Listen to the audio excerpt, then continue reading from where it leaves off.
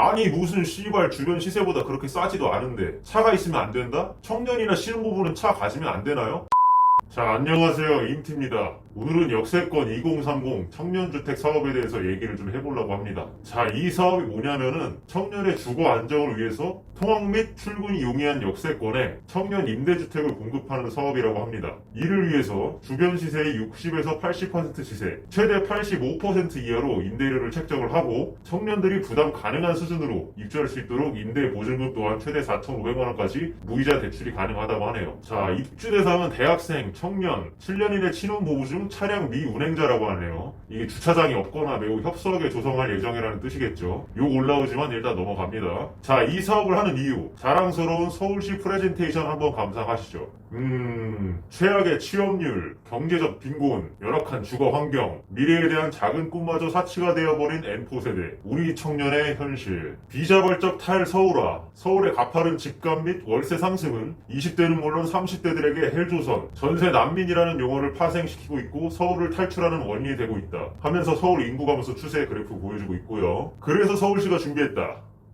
청년 1인 가구 주거 지원. 그래서 당초 목표는 3년간 5만호였는데 2022년까지 8만호를 짓겠다네요. 짓고 있거나 이미 완공된 역세권 청년 주택들 위치입니다. 강남도 있고 용산도 있고 마포 등등 서울 유지에 자리 잡고 있어서 좋아 보입니다. 제가 좀 더 구체적으로 알아보니까 그 신촌, 신길, 용산, 동작 그리고 제가 최근에 합정역에 한번 방문했었는데 거기도 이제 효성 해링턴 타워라는 이름으로 임대주택이 들어섰더라고요. 이게 해링턴 타워 임대주택이에요. 아주 빽빽하게 들어섰죠. 자, 그럼 이 나라에서 제공해주시는 이 역세권 2030 청년주택 들어가서 살려면은 대략 임대료가 얼마나 될까요? 이게 얼마나 될까요? 보시기 전에 여기는 지금 더 클래식 동작이라고 아까 보여드린 노량진에 위치한 임대주택인데요. 한 층에 17집이 들어가 살고 16실은 원룸형이고 한 실은 1.5룸의 신혼부부용이에요.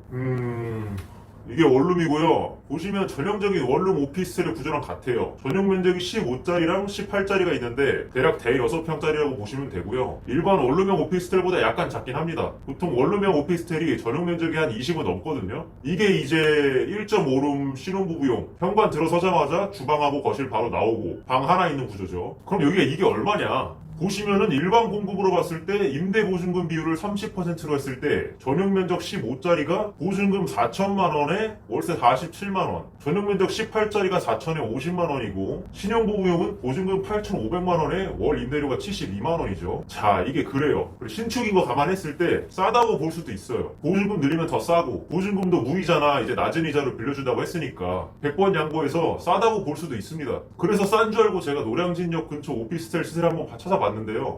여기가 이제 올해 지었고 전용 22제곱미터에 5천에 40이네요. 같은 노량진역 역세권이고요. 아니 씨발 뭐 지금 장난합니까? 자, 하나하나 두드려 까봅시다. 아니 무슨 씨발 주변 시세보다 그렇게 싸지도 않은데 차가 있으면 안 된다? 청년이나 신혼부부는 차 가지면 안 되나요? 최악의 취업률로 경제적 빈곤을 겪는 청년층을 위해서 복지 차원에서 지금 이 사업을 하겠다며요. 근데 여기서 뜬금없이 차량 제한을 거는 게 납득이 되냐는 겁니다. 사업하는 청년도 있을 수 있고 직장 여건상 차가 필수인 곳도 있을 수 있고 그리고 결정적으로 왜 임대주택 사는 사람은 차를 가지면 안 됩니까? 이렇게 임대 많이 때려 박을 거면은 임대주택도 적어도 사람 사는 공간, 주거지로서 떨어지는 점이 없게 만들라는 겁니다. 제가 실제 아인 2030 등촌 역세권 청년주택 사시는 분이 쓴 글을 네이버 카페에서 한번 발췌를 해봤는데요. 방 크기는 4평, 초소형 오피스텔, 그냥 작디 작은 닭장같이 작다. 경비원도 없는데 기본관리비가 8만원이다. 다른 오피스텔은 24시간 상주에 풀보안인데 여기는 경비원도 없는데 기본관리비 8만원, 월세 33만원, 아니면 38만원, 내고 보안 전혀 안 돼 있고 경비원도 없는데 기본관리비 8만원, 오피스텔 누가 사냐? 주택가도 아니고 누구나 내 현관문을 두드릴 수 있다니. 입주 조건도 차 있으면 안 되고 그냥 청년들 조롱하는 거다. 자, 그냥 별로 싸지도 않고 집은 닭장같이 존나게 작게 지어놓고 경비원도 없는데 기본관리비는 비싸고 차 있으면 입주도 안 되고 이게 과연 청년들을 위한 복지 정책인지 그 의도가 궁금해집니다. 그리고 이런 임대주택 짓는 게요, 과연 복지입니까? 청년들은 좋은 집 살기 싫고 차도 갖기 싫고 저런 단칸방에서 월세 내고 살면 만족합니까? 어떤 청년이 그래요? 인스타그램만 들어가 보세요. 그런 삶 삶 살고 싶은 청년이 있는가? 청년이든 신혼부부든 누구나 최소 25평 아파트 이상의 좋은 주거 환경의 집 살고 싶어 합니다. 근데 지금 정부가 집값을 초토화시켜놔서 그 꿈을 짓뭉개 놓은 거죠. 저런 역세권 청년주택? 그래요. 진짜 정말 좋게 봐줘가지고 서울대 대학생들이나 사회초년생들한테 좋은 임대료로 나온다면은 주거에 대한 두려움 어느 정도 해소할 수 있을 겁니다. 직주 근접도 되고 서울 살고 싶고 한강 가깝고 이런 거 요새 트렌드거든요. 전제 조건은 좋은 임대료죠. 근데 내가 보니까 싸지도 않네 이 개새끼야. 맨날 청년